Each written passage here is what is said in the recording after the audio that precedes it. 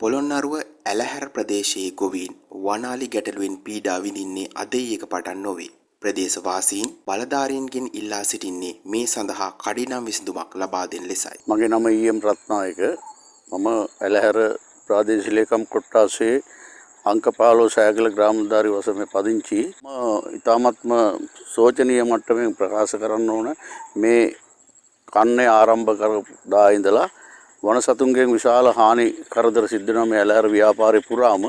විශේෂයෙන්ම දැන් මම මේ හිටගෙන ඉන්න පැත්තෙන් දකුණු පැත්ත සීගිරියේ වනෝද්‍යානයේ වම් පැත්තේ අඹංගඟට මායින්ව තියෙන්නේ වාස්කමු ජාතික වනෝද්‍යානයේ.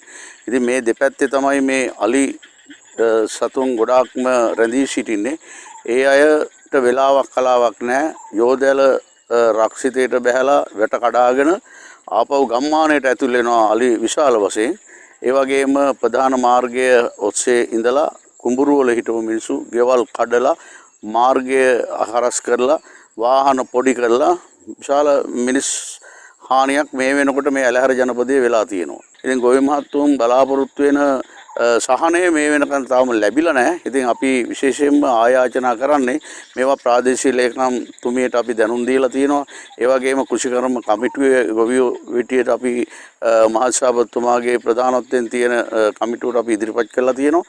නමුත් මෙතෙක් සාර්ථක විසඳුමක් දීමට හැකියාවක් නැති බව ගොවියෝ හිටියට අපි මේක තේරුම් අරගෙන තියෙනවා. මේක එක වෙරම විසඳුමක් දෙන්න පුළුවන් කමකුත් නැති බව අපි දන්නවා පැහැදිලිවම. නමුත් ක්‍රමානුකූලව හරි මේ ගොවි පවුල් ආරක්ෂා කරගෙන යා යුතුයි කියන තැන අපි මේ අවස්ථාවේ රජයට සිහිපත් කරන්නේ ක්‍රමානුකූලව ගොවි මහත්තුරුන්ගේද සහයෝගය අරගෙන මේ කටයුතු නිම කරන්න හැකියාව තියෙයි කියලා.